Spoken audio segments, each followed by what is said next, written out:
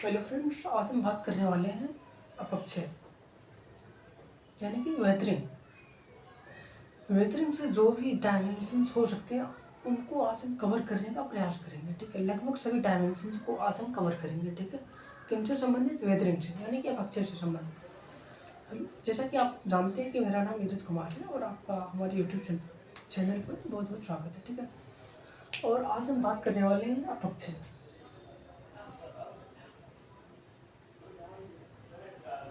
Weathering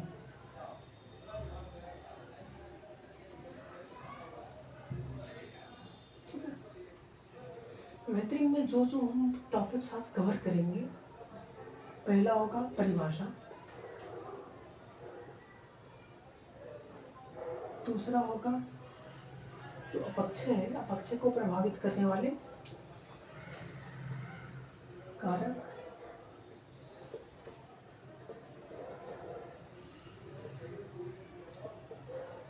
और जो तीसरा होगा वो होगा अपक्षय के प्रकार, और जो चौथा होगा अपक्षय का महत्व।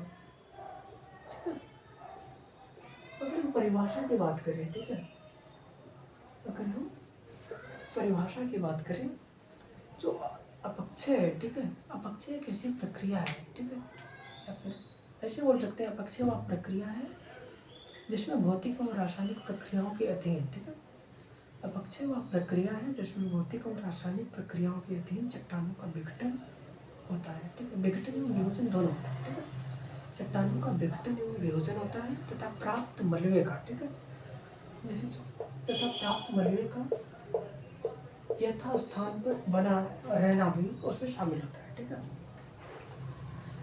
यानी कि मान लो चट्टान है, ठीक है, इसमें विघटन हो या वियोजन हो, ठीक है, इसमें विघटन हो या वियोजन हो, ठीक है, और जो प्राप्त मलबा है, प्राप्त मलबे का स्थानांतरण यानी कि स्थानिक गति, स्थानिक गति क्या हो? शून्य हो, यानी कि जो प्राप्त मलबा है वो जहाँ टूटे वहीं पड़ा रहे। ठीक है, यानी कि जो ये प्रक्रिया है ये कैसी प्रक्रिया है? स्वस्थानीय प्रक्रिया है। ठीक है, कैसी प्रक्रिया है? स्वस्थानीय, इंस्यूटिव प्रोसेस है। ठीक है, इंस्यूटिव प्रोसेस। ठीक है, यानी कि परिभाषा में हम क्या समझे? परिभाषा में हमें समझे कि जो अपक्षय है, अपक्षय वह प्रक्रिया है जिसमें भौतिक एवं रासायनिक प्रक्रियाओं के अधीन चट्टानों का विघटन एवं वियोजन होता है तथा मलबे में जो प्राप्त मलबा है, ठीक है, प्राप्त मलबे का स्थानांतरण या फिर प्रभावी स्थानांतरण, इफेक्टिव ट्रांसपोर्टेशन क्या होता है?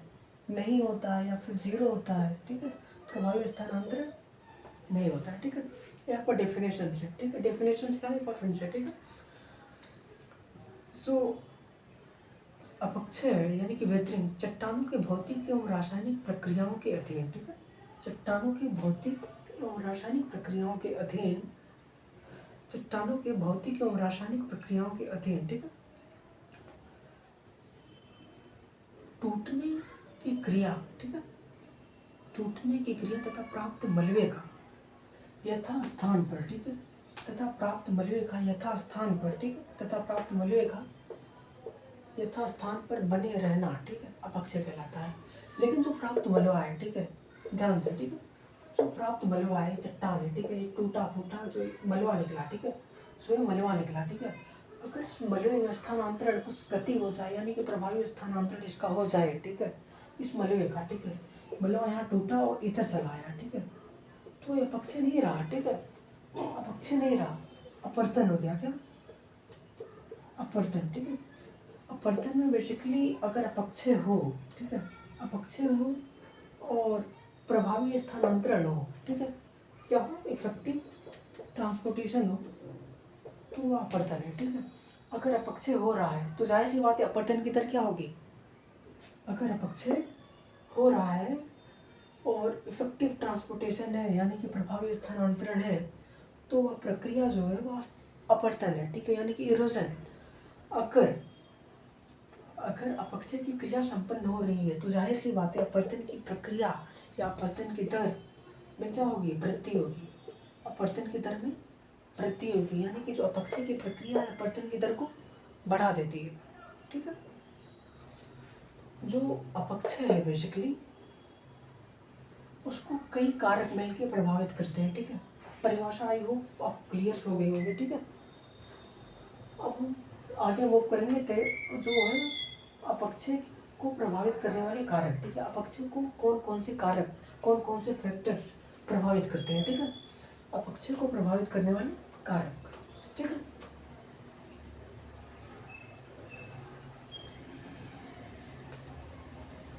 अपक्षय को बेसिकली कई कारक मिलकर प्रभावित करते हैं, जैसे नंबर 1 चट्टानों की संरचना, ठीक है।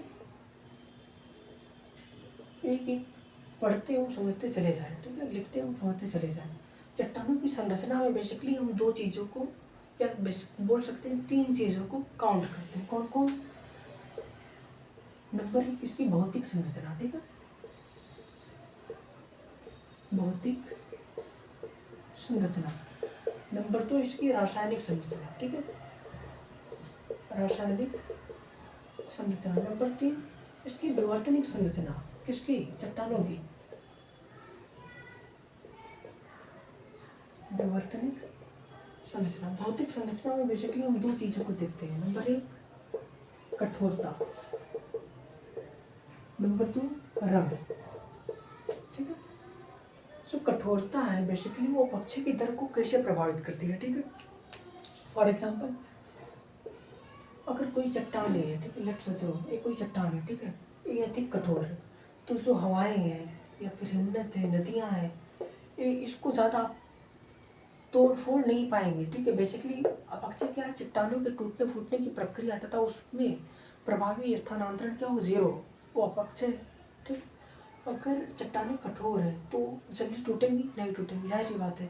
अगर टूटेंगी ही नहीं तो अपक्षय की प्रक्रिया क्या होगी? कम होगी या नहीं होगी? अगर नहीं टूटेंगी तो नहीं होगी, कम टूटेंगी तो अपक्षय की प्रक्रिया या अपक्षय की दर क्या होगी? कम होगी। कठोर अगर कठोर है, इसमें दो चीज़ें मतलब दो फैक्टर्स हैं कठोरता में। अगर कठोर है तो दर क्या होगी? कम होगी, किसकी? अपक्षय की।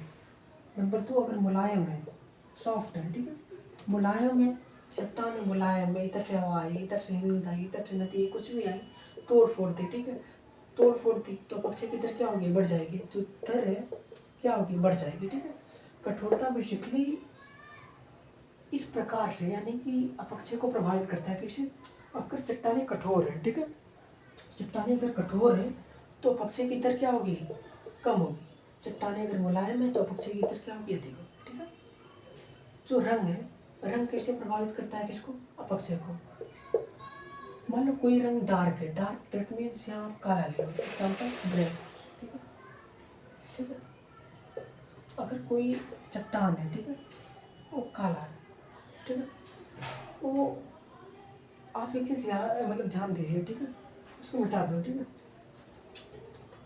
एल्बिडो एक टर्म होता है, एल्बिडो, ठीक है, एक टर्म होता है एल्बिडो, या कठोरता था, ठीक है, एक होता है एल्बिडो, एल्बिडो, ठीक है। ये मान लो सरफेस है, क्या है? सरफेस, ठीक है, इधर से रेडिएशन आई और जितनी चली गई, ठीक है, यहाँ से सोलर रेडिएशन आई और जितनी चली गई, जितनी मात्रा में रिफ्लेक्ट होकर, ठीक है, बेसिकली रिफ्लेक्ट होकर, तो वो मात्रा ही क्या कहलाता है? एल्बिडो। और जो चमकदार सतह है यानी कि एकदम चिकनी है, यानी कि एकदम सफ़ेद है, ठीक है, यानी कि एकदम लाइट है, तो उसका एल्बिडो क्या होता है? मैक्सिमम होता है। अगर कोई चीज़ काला है या डार्क है तो उसका एल्बिडो क्या होगा? एल्बिडो कम होगा। अगर एल्बिडो कम होगा यानी कि ज़्यादा लाइट को, ज़्यादा इंसोलेशन को क्या करेगी? एब्जॉर्ब करेगी। ज़्यादा इंसोलेशन को एब्जॉर्ब करेगी तो ज़्यादा हीट, ज़्यादा एनर्जी को क्या करेगी? ग्रैब करेगी, ठीक है। अब यही देखो, अगर कोई चीज़ है, कोई चट्टान डार्क है, ठीक है, तो उसका एल्बिडो क्या होगा, एल्बिडो कम होगा। एल्बिडो कम होगा तो ज़्यादा एनर्जी को रिलीज मतलब क्या नाम है एब्जॉर्ब करेगी, ठीक है। ज़्यादा एनर्जी को एब्जॉर्ब करेगी तो उसमें क्या होगा, उसके आयतन में एक्सपेंशन होगा, प्रसार होगा, ठीक है। तो उसका आयतन अगर फैलेगा, ठीक है, कोई चीज़ छोटी थी, ठीक है, कोई चीज़ छोटी थी, उसमें एकाएक या फिर अचानक सडनली या फिर विद टाइम कुछ भी सडनली या फिर कुछ मतलब कुछ टाइम बाद, ठीक है, उसके आयतन में अभिवृद्धि हो तो उसमें क्या एक तनाव सा आएगा, ठीक है। दरारें कुछ क्रैक्स पड़ जाएंगी, ठीक है, कुछ क्रैक्स पड़ जाएंगी विथ टाइम, ठीक है। विथ टाइम जो दरारें हैं बड़ी दरारों में तब्दील हो जाएंगी, बड़ी बड़ी दरारों में बदल जाएंगी, जिससे अपक्षय की प्रक्रिया क्या होगी, संपन्न होगी, ठीक है। क्लियर, ठीक है।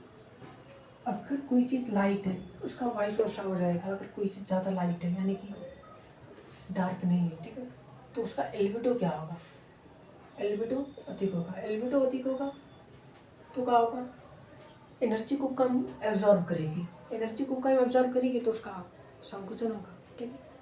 यानी कि जो रंग है वो संकुचन एवं प्रसार, कॉन्ट्रैक्शन एंड एक्सपेंशन के थ्रू वेथरिंग की प्रक्रिया को संपन्न करते हैं, ठीक है।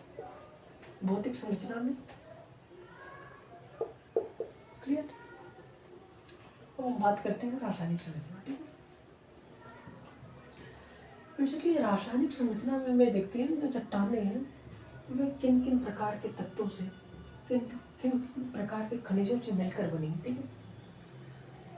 रासायनिक संरचना जो है उसमें हम क्या देखते हैं, जो खनिजें जो चट्टानें हैं वो किन किन प्रकार के तत्वों से, किन किन प्रकार के धातुओं से या किन किन प्रकार के खनिजों से मिलकर बनी है, उसके आधार पर हम रासायनिक संरचना को मतलब क्या नाम है डिसाइड करते हैं, ठीक है।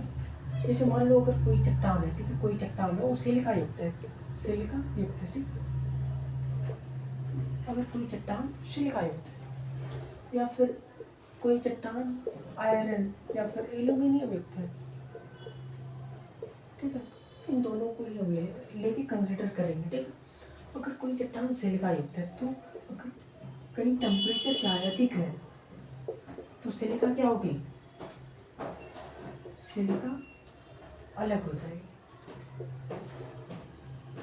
जब सिलिका अलग होगी, जाहिर सी बात है, अब कोई चट्टान है, ठीक है, इसमें काफ़ी सिलिकाएँ हैं, ठीक है, काफ़ी सारी सिलिका है, ठीक है। टेम्परेचर अधिक होगा, सिलिका इसमें से अलग हो गई तो कुछ छिद्र सा बन जाएगा, पवन आएगी इधर से तोड़ेगी, इधर से करेगी, जल्दी टूट जाएगी। यानी कि अपक्षय की प्रक्रिया को क्या करेंगे, अपक्षय की प्रक्रिया की दर को बढ़ा देंगे।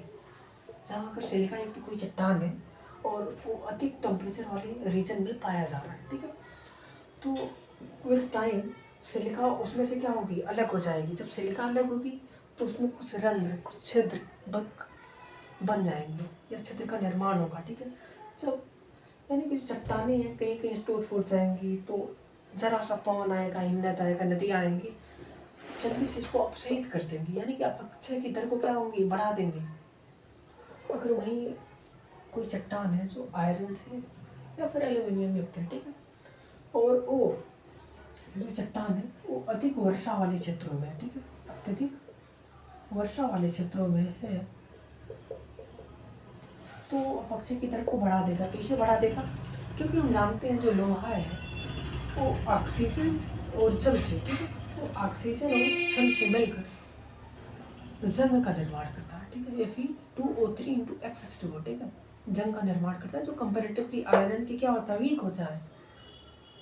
That means rate of weathering will be increased, ठीक है, rate of weathering will be increased after some time, ठीक है।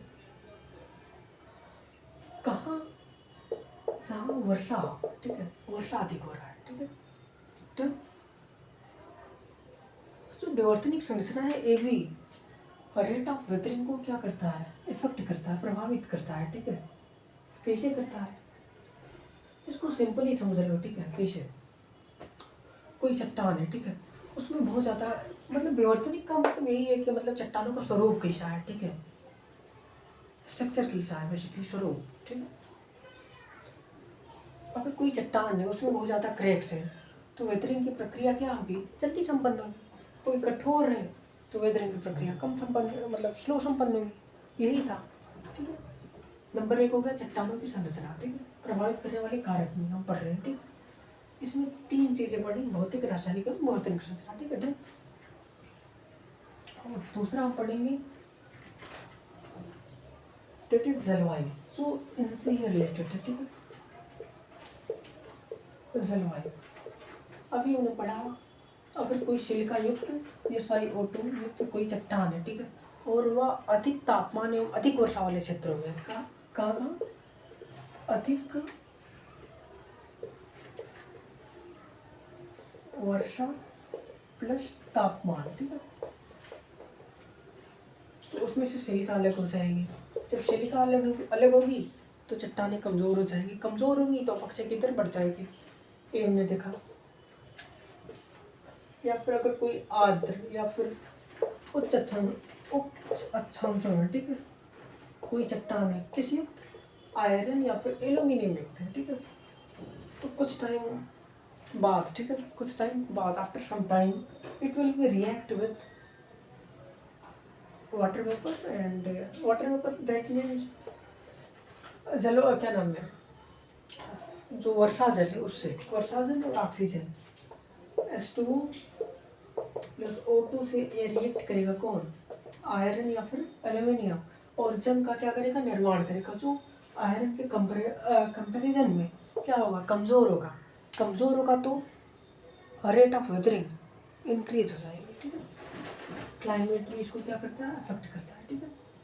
और नंबर 3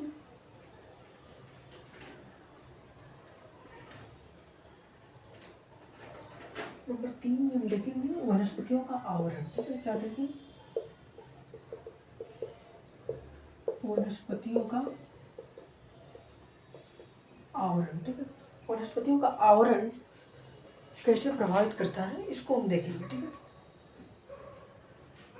जैसे मान लो कोई पर्वत है, ठीक है। वनस्पतियों का आवरण बेसिकली जो रेट ऑफ वेदरिंग है उसको 2 प्रकार से प्रभावित करता है, कैसे, ठीक है। जो रेट ऑफ वेदरिंग है वो डिपेंड करता है इस पर ही, कैसे, जैसे मान लो कोई ढाल युक्त क्षेत्र है, ठीक है, ढाल युक्त क्षेत्र है, वहाँ पर दरारें नगण्य है, यानी कि ना के बराबर है, ठीक है, ना ही है, ठीक है, दरारें नहीं है, ठीक है, वहाँ दरारें नहीं है। और वहाँ पर वनस्पतियों का आवरण अगर अधिक है, वनस्पतियों का आवरण अधिक है, जैसे मान लो ये, ठीक है, यहाँ पर दरार नहीं है, क्रैक्स नहीं है, वनस्पति अधिक है, ठीक है, वनस्पति अधिक है, ठीक है। अगर वनस्पति अधिक है तो वर्षा होगी डायरेक्ट, इससे मतलब रेट ऑफ वेदरिंग क्या होगा, कम होगा। इसकी जो जड़ें हैं माटी को या मिट्टी को, ठीक है, ज़्यादा जकड़े रहेंगी, ज़्यादा पकड़े रहेंगी, तो रेट ऑफ वेदरिंग क्या होगा, कम होगा, ठीक है।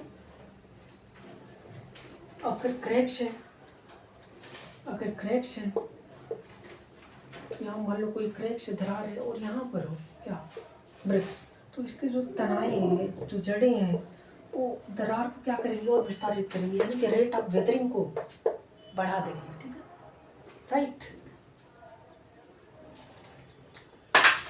यानी कि ये बेसिकली 2 प्रकार से रेट ऑफ वेदरिंग को क्या करता है, प्रभावित करता है। नंबर 1, यदि दरार क्या है, नहीं है, तो रेट ऑफ वेदरिंग यानी कि अपक्षय की दर, जो दर है वो क्या होगी, कम कर देगा, ठीक है। और नंबर 2, अगर दरार अधिक है तो रेट ऑफ वेदरिंग जो दर है वो क्या होगा, बढ़ जाएगा, ठीक है। जो वनस्पति है ये दोहरा प्रभाव डालता है किस पर, रेट ऑफ वेदरिंग पर, ठीक है। वनस्पतियों का आवरण हो गया। नंबर उसके बाद अब आपका आएगा 2 फैक्टर्स और है, एक है समय और एक है भू आकृतियां, land forms, time and land forms, ठीक है। तो अभी हम बोले क्या, कोई भी चीज, ठीक है, कोई भी चीज़ विद टाइम ही संपन्न होती है, ठीक है। अब ये नहीं कि मतलब एक पर्वत है, सॉरी एक चट्टान है, ठीक है। आज देखो कि मतलब चट्टान है, 5 मिनट बाद देखो ये पार्टिकल्स हो गया, छोटे छोटे पार्टिकल्स हो गया, ऐसा ना होगा। विद टाइम, कुछ टाइम लेगा, 10 साल, 20 साल, 50 साल, कुछ टाइम बाद ही संपन्न होगा। यानी सबसे बड़ा फैक्टर टाइम ही है। विद टाइम बेहतरीन की प्रक्रिया संपन्न होगी। वो आकृतियाँ भी बहुत हद तक बच्चे की तरफ को क्या करती हैं, नियंत्रित करती हैं।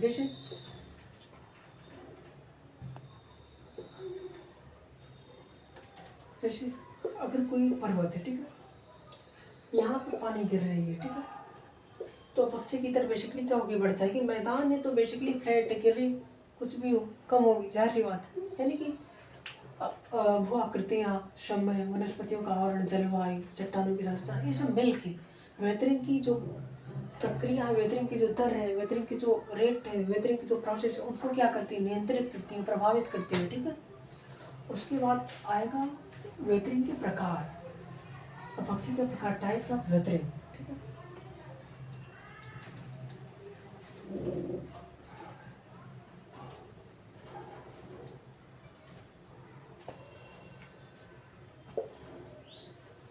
जो वेदरिंग होता है बेसिकली 3 प्रकार को हम इसको क्लासिफाई कर सकते हैं। नंबर 1 भौतिक अपक्षय, नंबर 2 रासायनिक अपक्षय, और नंबर 3 जैविक अपक्षय। ये 3 है, ठीक है। एक एक को हम पढ़ते हैं, ठीक है। भौतिक अपक्षय, अभी इन दोनों को मिटा दें, ठीक है, पहले एक एक को पढ़ लें। भौतिक अपक्षय को भी और भागों में क्लासिफाई किया जा सकता है, ठीक है। नंबर 1 तापजनित अपक्षय, ठीक है। नंबर 2 दबाव जनित अपक्षय या फिर दबाव मुक्ति, और नंबर 3 तुषार क्रिया जनित अपक्षय, ठीक है। अब एक उठा है ताप जनित अपक्षय, ठीक है। ताप जनित अपक्षय वेदरिंग बाई टेम्परेचर, ठीक है। मान लो कोई ये चट्टान है, ठीक है, ये कोई चट्टान है, या फिर इसको और सिंप्लीफाई कर दो, मान लो कोई मरुस्थलीय क्षेत्र है, ठीक है, मरुस्थलीय क्षेत्र है, ठीक है। वहां पर तापांतर क्या होता है, तापांतर अधिक होता है। यानी कि दिन में जो ताप है अधिक, रात में ताप कम होता है, ठीक है। अब जैसे कोई चट्टान है, ठीक है, कोई चट्टान है, दिन में और किस क्षेत्रों में, मरुस्थलीय क्षेत्रों में तापजनित अपक्षय बेसिकली मरुस्थलीय क्षेत्रों में अधिक संपन्न होता है। इसके पीछे रीजन यही, वहाँ पर तापांतर क्या होता है, सर्वाधिक होता है, ठीक है। तापांतर सर्वाधिक क्यों होता है, it will be discussed in the class of atmosphere, ठीक है। इवन, ठीक है, तापांतर अधिक होना, ठीक है, तापजनित अपक्षय का मुख्य कारण है। किन क्षेत्रों में, मरुस्थलीय क्षेत्रों में, ठीक है। अब दिन का मान लो समय है, ठीक है, ये चट्टान है, दिन के समय वहाँ तापमान क्या होगा, अधिक होगा। जब तापमान अधिक होगा तो जो चट्टानें हैं वे फैलेंगी, क्योंकि हम जानते हैं जो सूर्य का प्रभाव या तापमान का प्रभाव वो सभी चीज़ों पर पड़ता है। इवन कोई सजीव हो, निर्जीव हो, कोई भी हो, ठीक है, पत्थर उत्तर एनीथिंग, निर्जीव इंक्लूडिंग निर्जीव सब, ठीक है, सब पर सूर्य के प्रकाश का या फिर ताप का प्रभाव पड़ता है, ठीक है। मान लो चट्टान है, ठीक है, दिन के समय तापमान अधिक है, ज़्यादा एनर्जी को ग्रैब किया, अवशोषित किया, ठीक है, तो ये फैलने की क्या करेगा, कोशिश करेगा, चेष्टा रखेगा। जब फैलने की कोशिश करेगा, मान लो कुछ फैल भी गया, ये यहाँ तक चट्टान है, फैल कर इतना बड़ा हो गया, मान लो लेट्स अज्यूम, ठीक है। और रात में टेम्परेचर बहुत कम, तो सिकुड़ने की कोशिश करेगा, जो इतना था वो सिकुड़ कर इतना हो गया, यानी कि फैलेगा, और धीरे धीरे कुछ क्रैक्स पड़ेंगे, जो कुछ टाइम बाद और बड़े क्रैक्स में तब्दील हो जाएंगे, कुछ टाइम बाद और बड़े, धीरे धीरे एक समय ऐसा आएगा कि ये टूटना फूटना स्टार्ट हो जाएंगे। टूटने फूटने की क्रिया दैट इज नोन एज वेथरिंग, यानी कि अपक्षय की क्रिया क्या होगी, संपन्न होगी, ठीक है। ये जो एक फैक्टर है यहाँ पर तापांतर अधिक होता है, इसको थोड़ा सा डिस्कस कर ले, ठीक है। मरुस्थलीय क्षेत्रों में तापांतर अधिक क्यों होता है, ठीक है।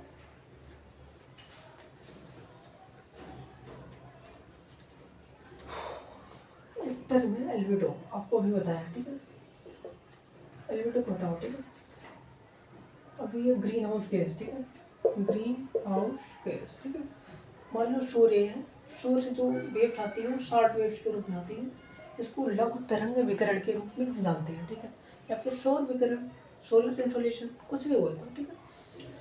जब वे सूर्य की किरणें, सूर्य से प्राप्त किरणें पृथ्वी पर आती हैं, मान लो सरफेस है, ठीक है, जब सूर्य को प्राप्त होती है कुछ किरणें जो हैं सीधे लौट जाती हैं, ठीक है, लेकिन जब पृथ्वी से जाती हैं तो वे दीर्घ तरंग विकिरण के रूप में जाती हैं। जो ग्रीन हाउस गैस है इनकी एक प्रॉपर्टी होती है, it is transparent for short waves radiation,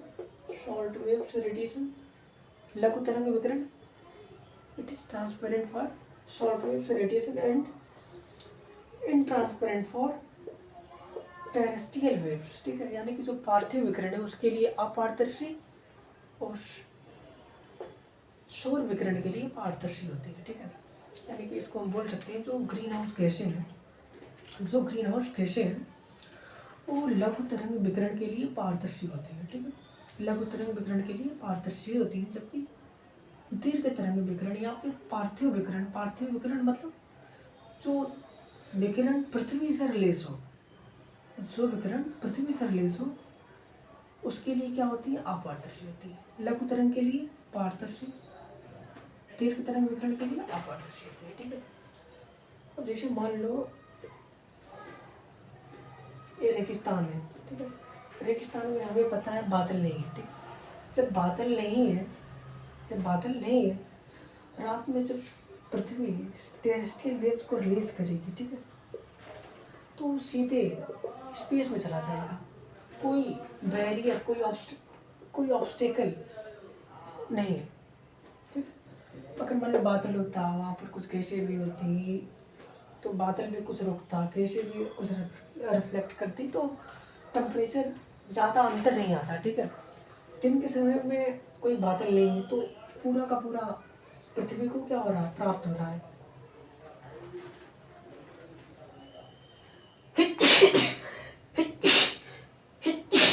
sorry यार, पृथ्वी को प्राप्त हो रहा है, ठीक है।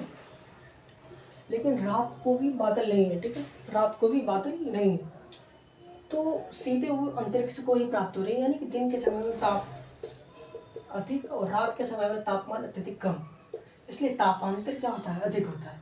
जब तापांतर अधिक होगा, दिन के समय में ज़्यादा फैलेंगी, रात के समय में ज़्यादा सिकुड़ेंगी, धीरे धीरे क्रैक्स पड़ेंगे, क्रैक्स और बड़े क्रैक्स में तब्दील हो जाएगा, धीरे धीरे वो कुछ क्रैक्स का निर्माण करेगा, कुछ दरारों का निर्माण करेगा, जिससे अपक्षय की प्रक्रिया संपन्न होगी, ठीक है।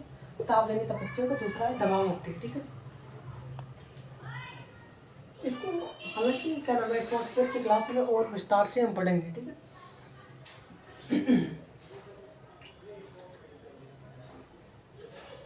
दूसरा है दबाव मुक्ति, ठीक है, प्रेशर रिलीज। इसको इजी वे में हम समझ सकते हैं कैसे, ध्यान से, ठीक है। मान लो कुछ क्रस्ट है, पृथ्वी का क्रस्ट, ठीक है, यानी कि भूपृष्ठ,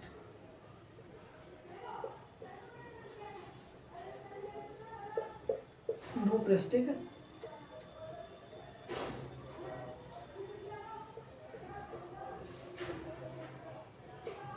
ठीक है। और यहाँ पर भूपृष्ठ पर कुछ ऊपरी चट्टानें हैं, ठीक है, मान लो कुछ चट्टानें हैं, रॉक्स हैं, जो निचली परतों पर क्या कर रहे हैं, दबाव डाल रहे हैं। जब दबाव डाल रहे हैं तो उनको फैलने का, उनको एक्सपेंड होने का कोई अवसर नहीं मिलेगा, जाहिर सी बात है। लेकिन कुछ टाइम बाद, विद टाइम, ठीक है, विद टाइम, जो पवन है, हिमनद है, नदियाँ हैं, इन चट्टानों को क्या करेंगी, हटा देंगे। जब इन चट्टानों को हटा देंगे, जो निचली चट्टानें हैं, निचली परत की चट्टानें हैं, उनको फैलने का अवसर मिलेगा, तो वो क्या करेंगे, एक्सपेंड करेंगे, एक्सपेंड करती है, ठीक है। अभी हमने बताया अगर कोई चीज़ एक्सपेंड करेगा तो उसमें क्रैक्स का निर्माण होगा। वो क्रैक्स धीरे धीरे बड़े क्रैक्स में तब्दील होंगे, जिससे अपक्षय की प्रक्रिया संपन्न होगी, राइट। उसके बाद आपका है तुषार क्रिया जनित अपक्षय, ठीक है। तुषार क्रिया जनित अपक्षय, ठीक है। तुषार दैट मीन फ्रॉस्ट, या फिर बेसिकली यहाँ बर्फ से संबंधित तुषार, ठीक है। तुषार क्रिया जनित अपक्षय, ठीक है। मान लो जो ताप जनित अपक्षय कहाँ होता है, मरुस्थलीय क्षेत्रों में, ठीक है। मरुस्थलीय क्षेत्रों में दबाव मुक्ति कहीं भी हो सकता है, ठीक है। जो ए है तुषार क्रिया जनित अपक्षय, ई ऊंचे पर्वतीय क्षेत्रों में या ऊंचे पर्वतीय क्षेत्रों में या उच्च अक्षांशों पर ही संपन्न होता है, ठीक है। उच्च अक्षांशों पर मतलब ये मान लो 0 डिग्री है, ये 90 डिग्री नॉर्थ है, 90 डिग्री साउथ है, यानी कि ऊपर इधर, ठीक है, जहाँ पर बर्फ अधिक हो, ठीक है। जाहिर बात है, जहाँ बर्फ है वही तो ये क्रिया संपन्न होगी, जाहिर बात है, तुषार, राइट। ये कहाँ संपन्न होगा, ऊंचे पर्वतीय क्षेत्रों में या फिर उच्च अक्षांशों पर, ठीक है। होता क्या है इसमें बेसिकली,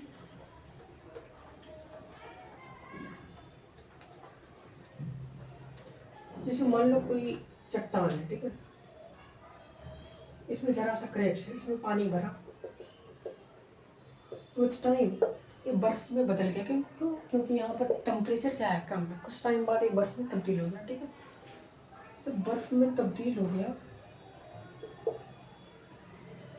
तो इसके आयतन में क्या होगी, अभिवृद्धि होगी। इसके आयतन में जब वृद्धि हुई तो इधर प्रेशर दे रहा है, इधर प्रेशर दे रहा है, इधर, तो धीरे धीरे जो क्रैक्स है क्या होंगे, बड़े होंगे विद टाइम, दोनों पार्ट अलग हो जाएंगे, अपक्षय की प्रक्रिया संपन्न होगी।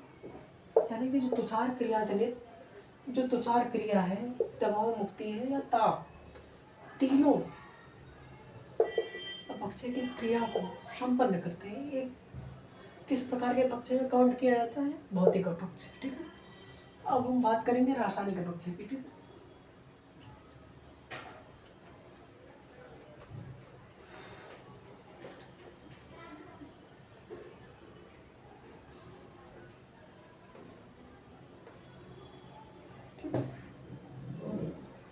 भौतिक अपक्षयों की दूसरा है रासायनिक अपक्षय। रासायनिक अपक्षय में कई डायमेंशंस को या फिर कई प्रकार को कवर करेंगे, ठीक है। नंबर 1 ऑक्सीकरण, नंबर 2 विलयन, नंबर 3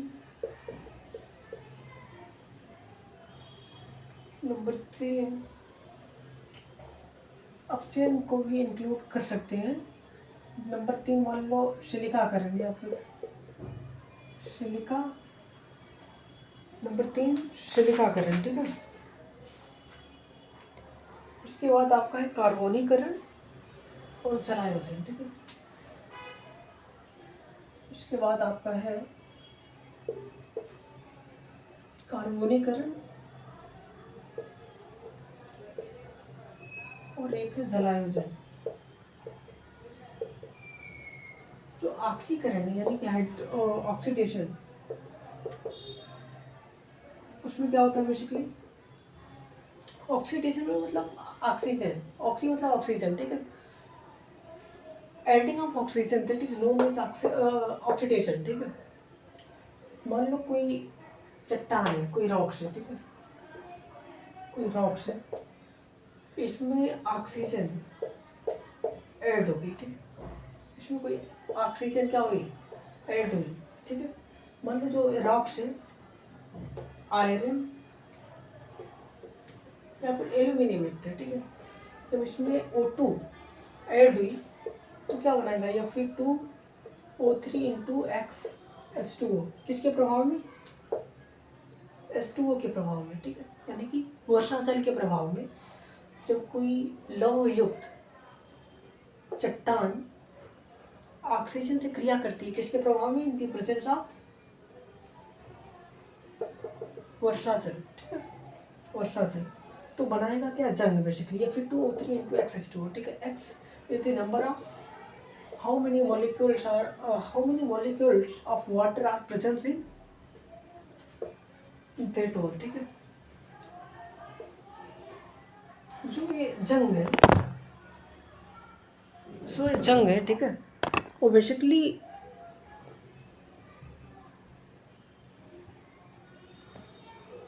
जो ये जंग है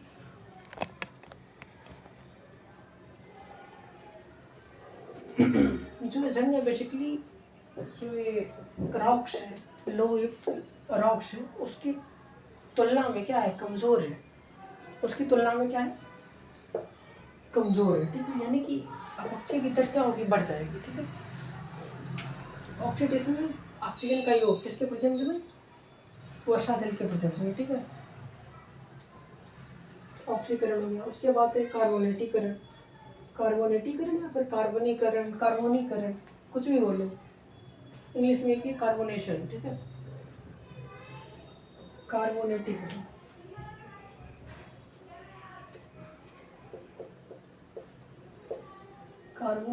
ठीक है। इसमें क्या होता है, जैसे मान लो H2O है और CO2 है, वर्षा जल है और कार्बन डाइऑक्साइड है, जब दोनों रिएक्ट करेंगे तो क्या बनाएंगे, कार्बोनिक एसिड।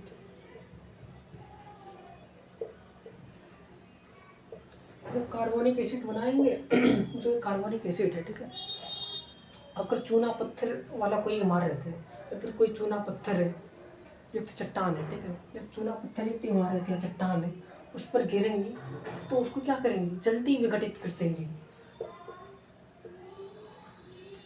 विघटित कर देंगे, दैट मीन्स तोड़ देंगे। जब तोड़ेंगे प्रक्रिया कौन सी होगी, ठीक है, कार्बोनेटीकरण हो गया, कार्बोनीकरण कुछ भी। और उसके बाद विलयन, ठीक है, विलयन में हम डिस्कस करेंगे, ऑक्सीकरण आपका हो गया, ठीक है, कार्बोनेटीकरण भी हो गया, एक जलायोजन है, विलयन के बारे में बात कर ले, ठीक है। विलयन, ठीक है। तो कुछ चट्टानें ऐसी होती हैं, ठीक है, कुछ चट्टानें ऐसी होती हैं जो जल में घुल जाती हैं। कुछ चट्टानों के खनिज बेसिकली, जैसे मान लो ये चट्टान है, ठीक है, इन चट्टानों में कुछ ऐसे खनिज होते हैं, अगर इनको जल में डालो ये खुल जाएंगे, ठीक है। जैसे मान लो चट्टानें कुछ खनिज हैं, ठीक है, जो जल में क्या है, घुलनशील है। जब ये खनिज निकल जाएंगे, जल में घुल जाएंगे, तो चट्टानों में क्या होगी, कुछ छिद्र जैसी संरचना का निर्माण हो जाएगा, जो इनके कमज़ोर होने की प्रवृत्ति को दर्शाएगा, ठीक है। आफ्टर सम टाइम कोई पवन आएगी, कोई नदी आएगी या फिर हिमनद आएगा, तो इनको तोड़ देगा, विखंडित कर देगा, अपक्षय की दर बढ़ जाएगी, ठीक है। विलयन बेसिकली क्या है, विलयन में यही है, कुछ खनिजों, मतलब क्या नाम है, चट्टानों में कुछ खनिज ऐसे होते हैं जो जल में घुलनशील होते हैं, जल में मिल जाते हैं बेसिकली। जब जल में मिल जाएंगे तो उनके स्थान क्या हो जाएंगे, ब्लैंक हो जाएंगे। जो मुख्य चट्टान है उसकी तुलना में उनकी कमज़ोर प्रवृत्ति को दर्शाएगा, ठीक है। मुख्य चट्टान की तुलना में जो वर्तमान में चट्टान है, खुलने के बाद जो खनिज निकल गए हैं, उनके खुलने के बाद जो वर्तमान चट्टान है पहले की चट्टान की तुलना में अपेक्षाकृत कमज़ोर है। बहने वाली हवाएं यानी कि पवने, हिमनद, नदियाँ, इनको क्या करेंगी, जल्दी विखंडित कर देंगी, अपक्षय की दर को बढ़ा देंगे, ठीक। उसके बाद आपका है जलायोजन, हाइड्रेशन। विलयन भी आपका हो गया, ठीक है। जलायोजन में कहा, इसे मान लो आयरन है, ठीक है, H2 है in the presence of O2।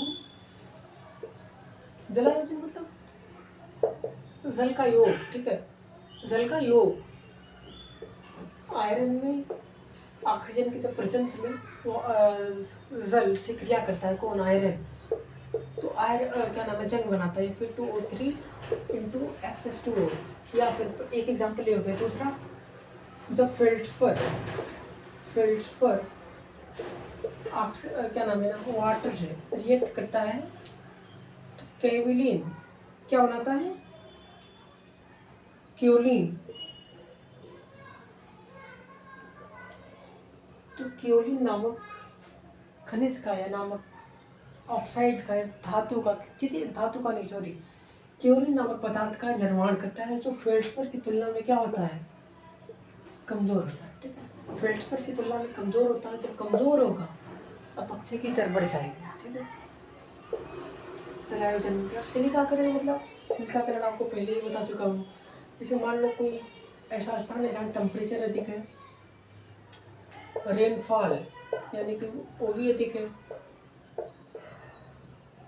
तो सिलिका युक्त जो चट्टान है, ठीक है, सिलिका युक्त जो चट्टान है वो क्या होगी, पृथक हो जाएगी, किससे, चट्टान से, जो वास्तविक चट्टान है। जब सिलिका निकल गई, जाहिर ही बात है, जब सिलिका निकल गई तो चट्टान पहले की तुलना में क्या हो जाएगा, कमज़ोर हो जाएगा। जब पहले की तुलना में कमज़ोर हो जाएगा तो उसके अपक्षय की तरफ बढ़ जाएगी, ठीक है। ये आपका हो गया प्रकार, ठीक है, रासायनिक प्रकार, ठीक है। एक और है, वो है जैविक प्रकार या जैविक अपक्षय, ठीक है। भौतिक हो गया, रासायनिक हो गया, जैविक बचा है। नंबर 3 जैविक अपक्षय, ठीक है। जैसे कि नाम से ही स्पष्ट है, ऐसा अपक्षय जो जीवों के द्वारा किया जाए, ठीक है। जैविक अपक्षय में वनस्पतियाँ हो गई, जीव जंतु हो गए, मानव हो गए, सबको, तीनों को शामिल किया जाता है, ठीक है। उनके द्वारा किया गया अपक्षय जैविक अपक्षय, ठीक है। जो जैविक अपक्षय है या भौतिक और रासायनिक दोनों प्रकार का हो सकता है, ठीक है, राइट। जो जैविक अपक्षय या भौतिक और रासायनिक दोनों प्रकार का अपक्षय हो सकता है, ठीक है। अब हम आ जाए अपक्षय का महत्व, ठीक है। अपक्षय का महत्व, अगर कोई पूछे मृदा क्या है, ठीक है, मृदा क्या है,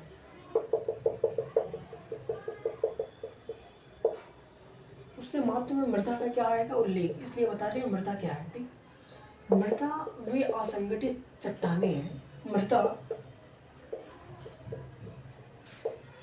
वे असंगठित चट्टानें हैं जिनमें वनस्पतियों का, पौधों का विकास होता है, ठीक है। मृदा वे असंगठित चट्टानें जिसमें वनस्पतियों का, वृक्षों का या फिर पौधों का विकास होता है, ठीक है। अब अपक्षय के महत्व की हम चर्चा करें तो नंबर 1 पहला का है मृदा निर्माण। मृदा निर्माण के लिए अपक्षय की प्रक्रिया क्या है, इम्पोर्टेंट है। इम्पोर्टेंट किसी चट्टान है, ये संगठित है। मृदा के डेफिनेशन में हमने क्या बोला, मृदा वह असंगठित चट्टान है जो वनस्पतियों के विकास में क्या महत्वपूर्ण भूमिका निभाता है। अब इतना बड़ा चट्टान है, इसमें कोई संगठित रूप में है ना भाई, तो इसमें कोई क्या नाम है, वनस्पति का क्या विकास संभव ही ना है, संभव ही ना है, ठीक है। अगर छोटे छोटे पार्टिकल्स में टूट जाए, असंगठित हो जाए, ठीक है, तो मृदा का क्या करेगा, निर्माण करेगा। मृदा का निर्माण करेगा, इसमें वनस्पतियों का विकास होगा, और मृदा हमारे लिए अत्यधिक आवश्यक है, यानी कि मृदा के निर्माण में अपक्षय की प्रक्रिया सर्वाधिक महत्वपूर्ण है, ठीक है। नंबर 2,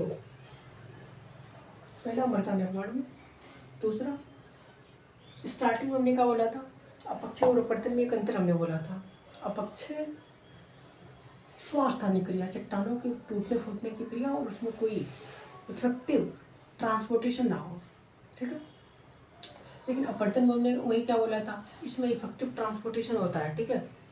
यानी कि जो अपक्षय है अपवर्तन की दर को क्या करता है, बढ़ा देता है, बढ़ाएगा पीछे। अब इतना बड़ा कोई चट्टान है, जल्दी ट्रांसपोर्टेशन मतलब जल्दी उसका परिवहन नहीं होगा, ठीक है, छोटे छोटे पार्टिकल्स में टूट जाए तो इसका क्या नाम है, परिवहन करना क्या होगा, आसान होगा। यानी कि जो अपक्षय है अपवर्तन की दर को क्या करता है, बढ़ा देता है। नंबर 3, चट्टानों में कई प्रकार के खनिज पाए जाते हैं। अगर अपक्षय हो गया, टूट फूट गए तो खनिजों का निष्कर्षण आसान होता है, ठीक है, इससे खनिज की प्राप्ति होती है, ठीक है। नंबर 4,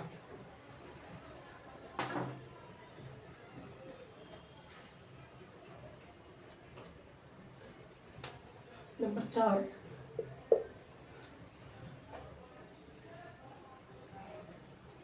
मान लो कोई पर्वत है, ठीक है, और यहाँ पर कोई गर्त है, यहाँ से अपक्षय हुआ और अपवर्तन की प्रक्रिया के थ्रू यहाँ पर आ गया। धीरे धीरे क्या हो गया, ये कटता गया और पढ़ता गया, एक कटता गया एक पढ़ता गया। धीरे धीरे एक टाइम ऐसा आएगा जब दोनों बराबर हो जाएंगे, यानी कि ये समतल हो जाएगा। इसके पीछे फैक्टर से कौन सा उत्तरदायी है, दैट इज वेदरिंग। यानी कि वेदरिंग की जो प्रक्रिया है, यानी कि अपक्षय की जो प्रक्रिया वो मृदा के या फिर भूपृष्ठ के समतलीकरण के लिए अत्यधिक आवश्यक है, ठीक है। यानी कि क्या नाम है, अपक्षय की जो प्रक्रिया है, अपक्षय के माध्यम हम देखें मृदा का क्या होता है या फिर भूपृष्ठ का समतलीकरण होता है। क्या होता है, समतलीकरण, ठीक है। नंबर 4 होता है। नंबर 5, अब मान लो कोई पर्वत है, ठीक है, यहाँ पर कंपेरेटिवली यहाँ के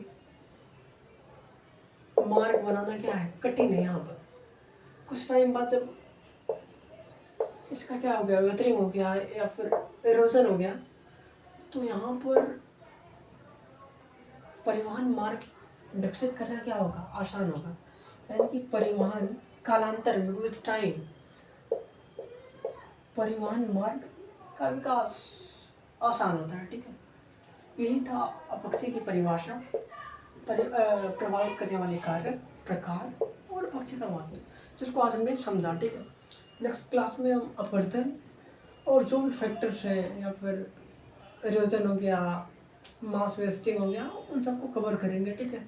या फिर जो लैंड फॉर्म्स हैं, landforms are created by river, हिमनद, ग्लेशियर्स या फिर और जो भी हैं इवेंट्स, उनको मतलब चर्चा करेंगे, उनकी चर्चा करेंगे, ठीक है। इसका एक बार रिकैप करा दें। जो अपक्षय है, अपक्षय हमने 4 चीज़ों को बेसिकली पढ़ा। पहला क्या पढ़ा, पहला हमने ये पढ़ा अपक्षय की परिभाषा क्या है, ठीक है।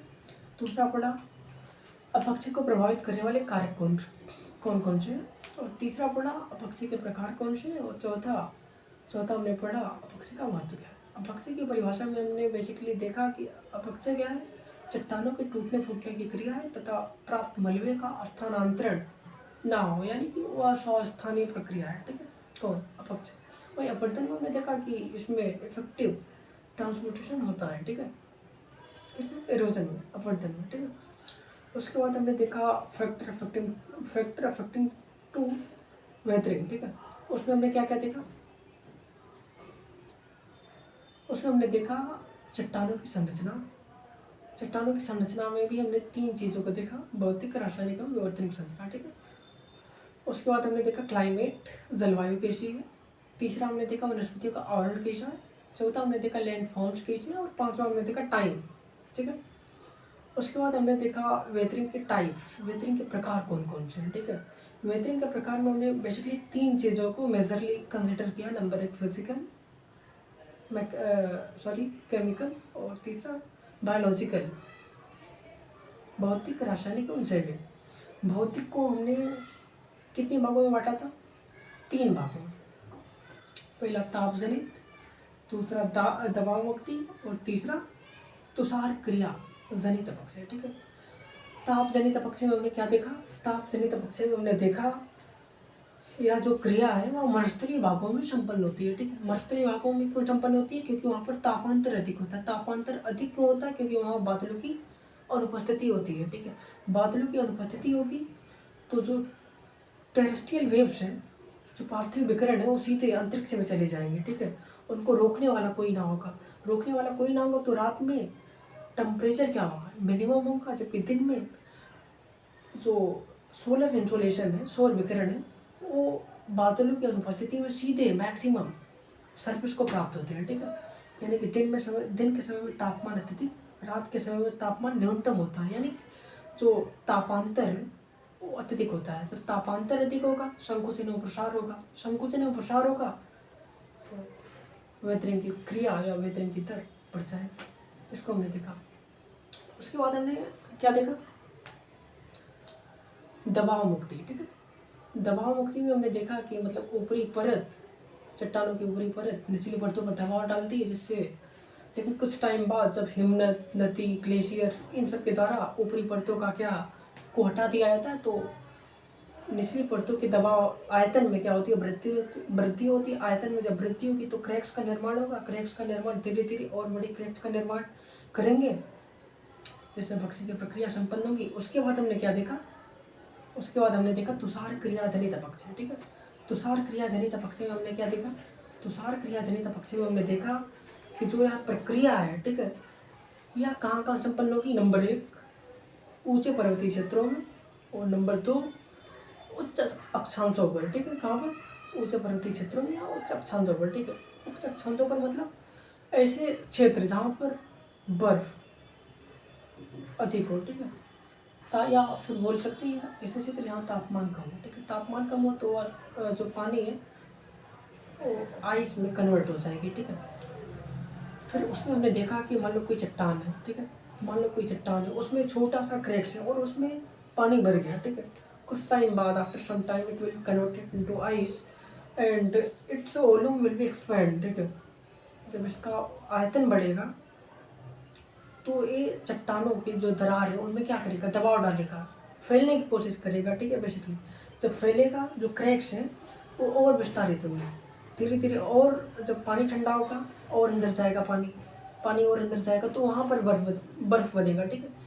जब वहाँ पर बर्फ बनेगा उसके आयतन में और वृद्धि होगी, उसके आयतन में और वृद्धि होगी, वो और प्रेशर से क्या नाम है, क्रैक्स को और फैलाएगा, ठीक है, और फैलाएगा। धीरे धीरे एक टाइम ऐसा आएगा कि जो चट्टानें वो विखंडित हो जाएंगी, टूट जाएंगी। यही प्रक्रिया तो ही अपक्षय। फिजिकल जो वेदरिंग है उसमें हमने 3 चीज़ों को देखा था, टेम्परेचर जनित, उसके बाद हमने देखा दबाव मुक्ति, प्रेशर रिलीज, और तीसरा देखा तुषार क्रिया जनित, ठीक है। उसके बाद हमने देखा था केमिकल वेदरिंग, ठीक है। उसमें हमने कई चीज़ों को देखा था, जैसे हाइड्रेशन, जलायोजन, ऑक्सीडेशन, ऑक्सीकरण, सॉल्यूशन, विलयन। उसके बाद देखा था सिलिकाकरण, और उसके बाद हमने क्या देखा था, उसके बाद देखा था कार्बोनेटीकरण, ठीक है। उसके बाद हमने देखा जैविक अपक्षय। जैविक अपक्षय हमने देखा कि मतलब जो यह क्रिया है वह वनस्पति के द्वारा, जीव जंतुओं के द्वारा, मानव के द्वारा संपन्न की जाती है, और यह भौतिक और रासायनिक दोनों प्रकार में से किसी भी प्रकार की, दोनों प्रकार की क्रियाएं हो सकती हैं, ठीक है। उसके बाद हमने देखा अपक्षय का महत्व। अपक्षय के महत्व में हमने बेसिकली 5 चीज़ों को काउंट किया, ठीक है। कौन कौन सी, मृदा निर्माण में एक क्या है, सहायक है। नंबर 2 में हमने देखा कि यह अपवर्तन की दर को क्या करती है, बढ़ा देती है। नंबर 3 में हमने देखा जो ये वेदरिंग है, इससे खनिजों का जो चट्टान है उसे टूटती है, चट्टान टूटेंगी तो खनिजों का निष्कर्षण, बेसिकली खनिज प्राप्ति अधिक होगी, ठीक है। नंबर 4 में हमने देखा कि ये धरातल को या फिर भूपृष्ठ को समतल करता है, ठीक है, समतलीकरण की प्रक्रिया को बढ़ावा देता है। नंबर 5 में हमने देखा कि जो ऊंचे पर्वतीय क्षेत्रों हैं कालांतर में उसमें परिवहन मार्गों का निर्माण करना आसान होता है, ठीक है। ये 5 महत्व देखा हमने, और जो 4-5 फैक्टर्स हैं उन पर हमने चर्चा की, ठीक है। यानी कि जो वेदरिंग से जो संभव पॉसिबल डायमेंशंस हो सकते थे उसको हमने आज कवर करने का प्रयास किया, ठीक है। आई होप आपको ये वीडियो समझ में आई होगी और पसंद भी आई होगी, ठीक है। Thank you so much.